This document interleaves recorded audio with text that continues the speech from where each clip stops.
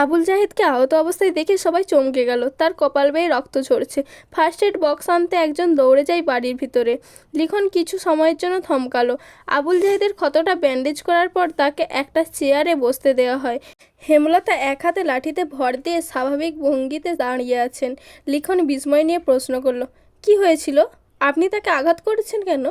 হেমলতা স্বাভাবিক কণ্ঠে বললেন, এই অসভ্য লোক আজ 4 দিন ধরে মাঝরাতে এখানে ঘুরঘুর করে। তার উদ্দেশ্য খারাপ। লিখন চোখের কোণ দিয়ে পদ্মজাকে দেখে আবুল জাহিদকে প্রশ্ন করল, তিনি যা বলছেন সত্যি? আবুল জাহিদ গমগম করে উঠলেন, এখানে আমি আজই প্রথম এসেছি। ঘুম আসছিল না, তাই হাঁটতে হাঁটতে চলে এসেছি। বলা নেই কওয়া নেই, হুট করেই তিনি আক্রমণ করে বসলেন। কি ব্যথা! কপালে হাত রাখল সে। হেমলতা প্রতিবাদ করলেন দৃঢ় স্বরে, ভুলেও মিথ্যে বলবেন না। আবুল জাহেদ কিছুতেই তার উদ্দেশ্য স্বীকার করল না। তর্কে তর্কে ভোরের আলো ফুটল। হেমলতা কঠিন করে জানিয়ে দিয়েছেন, আজই এই বাড়ি ছাড়তে হবে। হেমলতার সিদ্ধান্ত শুনে দলটির মধ্যে আতঙ্ক ছড়িয়ে পড়ে। তীরে এসে নৌকা ডুববে নাকি? সিনেমার শেষ অংশটুকু এখনও বাকি। শর্ত অনুযায়ী আরও 10 দিন সময় আছে। দলের একজন বয়স্ক অভিনেতা এই সিদ্ধান্তের প্রতিবাদ করলে হেমলতা জবাব দিলেন, আমার 3টা মেয়ের নিরাপত্তা দিতে পারবেন? একটা পুরুষ মানুষ রাতের আধারে যুবতী মেয়েদের ঘরের পাশ দিয়ে ঘুরঘুর কেন করবে? কিসের ভিত্তিতে? কাউকে কথা বলার সুযোগ না দিয়ে সবাইকে এড়িয়ে লাহারি ঘরে চলে গেলেন হেমলতা। এদের সঙ্গে তর্ক করে শুধু সময় নষ্ট। আবুল জাহেদের ধূর্ত চাহনি তার নজরে এসেছে বারংবার। প্রথম রাতে পায়ের আওয়াজ শুনে চিনতে পারেননি। পরদিন সন্দেহ তালিকায় থাকা 4-5 জনকে অনুসরণ করে তিনি নিশ্চিত হন রাতে কে লাহারি ঘরের পাশে হেঁটেছিল। ঘরের ডান পাশে পলিথিন কাগজ দিয়ে ঢাকা তুষারের স্তূপ রাখা আছে। অসাবধানতায় আবুল জাহেদের কাদামাখা জুতো তুষের স্তূপে পড়ে যায়, তাই তুষ লেগে যায় জুতোয়। হেমলতা বাড়ির বারান্দায় সেই জুতো জোড়া দেখতে পান। তুষ বাড়ির আর কোথাও নেই, তাই ব্যস্ত হয়ে তুষের স্তূপের কাছে এসে দেখেন একজোড়া জুতোর ছাপ। সেই জুতো যখন আবুল জাহেদ পরল তখন তিনি পুরোপুরিভাবে নিশ্চিত হলেন শিয়ালটা আসলে কে। শুটিং দলটার মধ্যে একটা হাহাকার লেগে গেছে। বেশ কিছুক্ষণ তারা নিজেদের মধ্যে আলোচনা চলল। হেমলতাকে কিছু বলে লাভ নেই, তা প্রত্যেকে বুঝে গেছে। তাই সবাই মোরশেদকে ধরল। বিনিময়ে তারা আরও টাকা দিতে রাজি আছে। হেমলতা ধমকের ভারে তখন চুপ হয়ে গেলেও টাকার কথা শুনে মোরশেদের চোখ দুটি জ্বলজ্বল করে ওঠে। ঘরে এসে হেমলতার সঙ্গে ধুন্ধুমার ঝগড়া লাগিয়ে দেন। হেমলতা প্রথমে কিছুতেই রাজি হননি, তবে শেষ অবধি নিজের সিদ্ধান্তে অনড় থাকতে পারলেন না। দলের কিছু ভালো মানুষের অনুরোধ ফেলতে বেশ অস্বস্তি বোধ করছিলেন। 10 দিনের বদলে 5 দিনের সময় দিলেন। যতক্ষণ এরা বাড়ি না ছাড়বে তিনি শান্তি পাবেন না। তবে একটা স্বস্তির নিঃশ্বাসও ফেললেন। ভাগ্যিস কোনো ঘটনা ঘটার আগে ব্যাপারটা সামলানো গেছে। বেশ গরম পড়েছে আজ। পদ্মজা পার্টিতে বসে মনোযোগ দিয়ে মুন্নাকে শেখাচ্ছে কাকে কি ডাকতে হবে। আমায় ডাকবি বড় আপা, পূর্ণাকে ছোট আপা, আর প্রেমা তো তোর সমান, তাই প্রেমা ডাকবি। দুজন মিলেমিশে থাকবি, বুঝেছিস? হ, বুঝেছি। আম্মাকে তুইও আম্মা ডাকবি। আমাদের আম্মা আব্বা এখন থেকে তোরও আম্মা আব্বা, বুঝেছিস? মুন্না বিজ্ঞ স্বরে বলল, হ, বুঝছি। হেমলতা রান্না রেখে উঠে আসেন। মুন্নাকে বললেন, শুদ্ধ ভাষায় কথা বলবি, তোর পদ্ম আপা যেভাবে বলে। মুন্নার সরল স্বীকারোক্তি, কই আমনে? পদ্মজা বলল, কই আমনে না? বল। আচ্ছা বলবো। মুন্না বাধ্য ছেলের মতো হেসে বলল, আচ্ছা বলবো। হেমলতা হেসে চলে যান। পূর্ণার রুম থেকে মুন্নাকে ডাকলো, মুন্না রে, হ ছুটু আপা।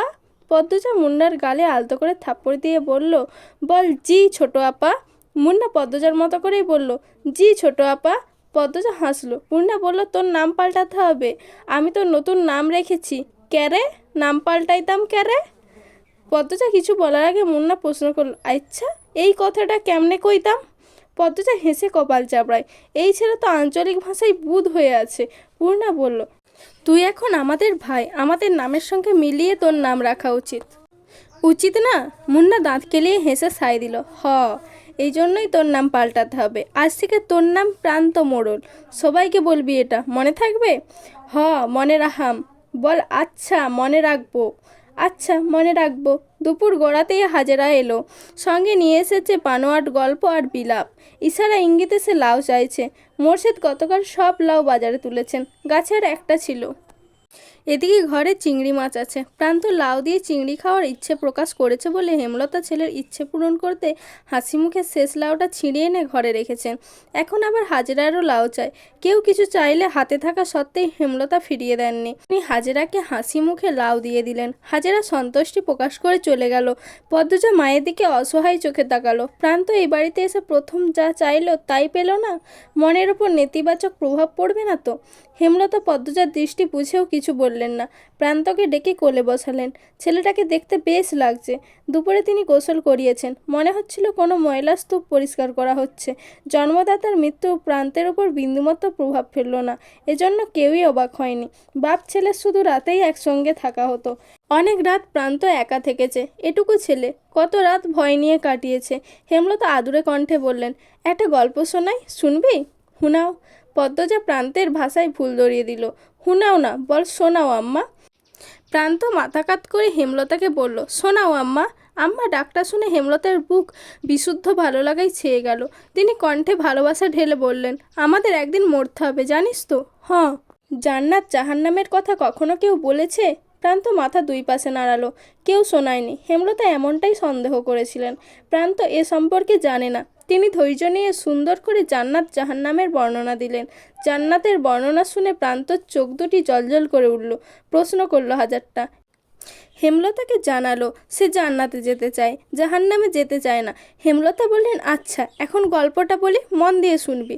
প্রান্ত মাথা কাত করে হ্যাঁ সূচক সম্মতি দিল। হেমলতা বলতে শুরু করলেন, একজন মহিলা একা থাকতো বাড়িতে।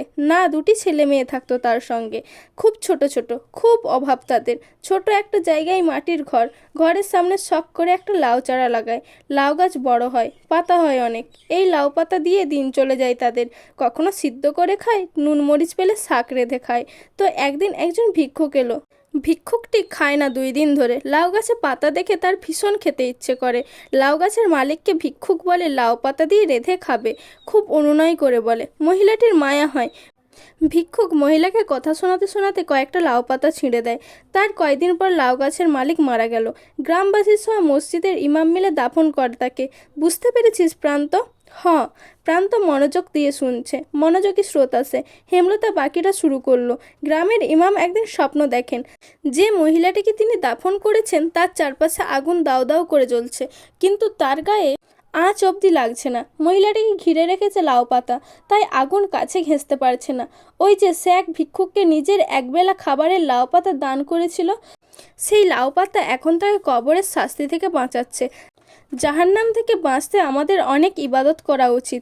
তার মধ্যে একটি হলো দান। সামর্থ্য অনুযায়ী দান করা উচিত, কাউকে ফিরিয়ে দেওয়া উচিত নয়। বোঝা গেছে? বুঝছি। আমি অনেক দান করাম।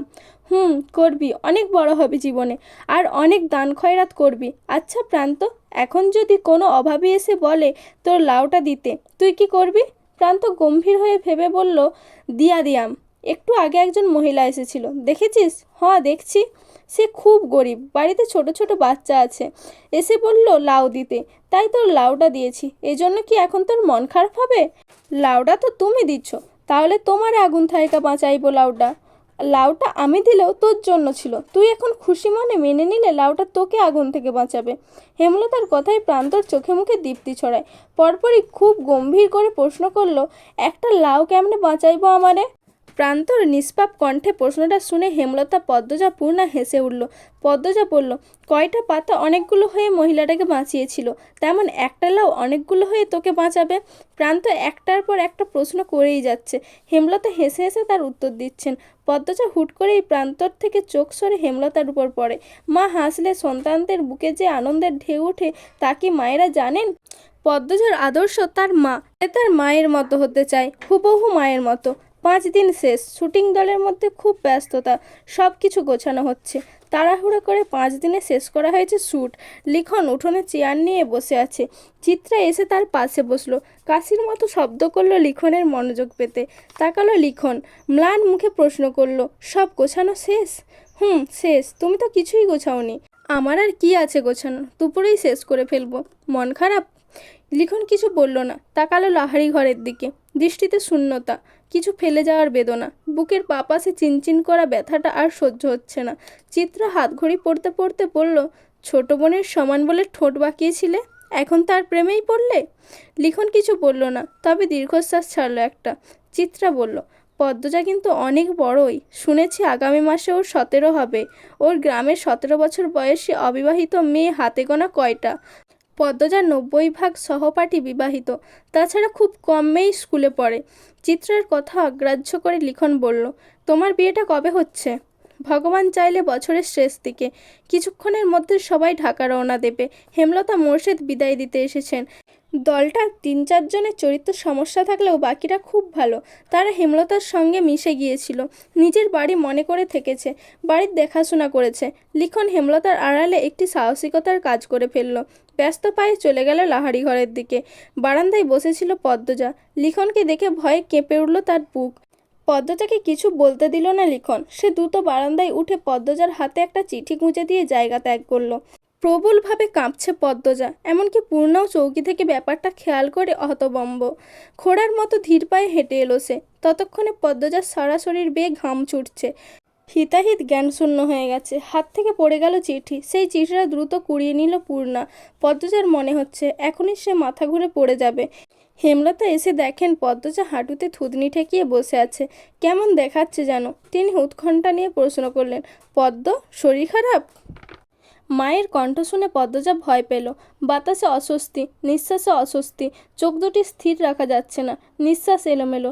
পূর্ণা পরিস্থিতি সামলাতে বলল, আম্মা, আপার মাথা ব্যথা। হুট করে এমন মাথা ব্যথা উঠল কেন? পদ্মরে, খুব ব্যথা? পদ্মজা অসহায় চোখে পূর্ণার দিকে তাকালো। আকস্মিক ঘটনায় সে ভেঙে পড়েছে। ডান হাত কাঁপছে অনবরত। হেমলতা চোখ ঘুরিয়ে দুই মেয়েকে দেখলেন। এদের হাবভাব হঠাৎ সন্দেহজনক লাগছে। তিনি কঠিন করে প্রশ্ন করলেন, কি লুকাচ্ছিস দুজনে? কেউ এসেছিল? মায়ের প্রশ্নে পদ্মজার চেয়ে পূর্ণা বেশি ভয় পেল। হাতে চিঠিটা আরও শক্ত করে চেপে ধরল সে। কি লেখা আছে না পড়ে এই চিঠি হাতছাড়া করবে না সে।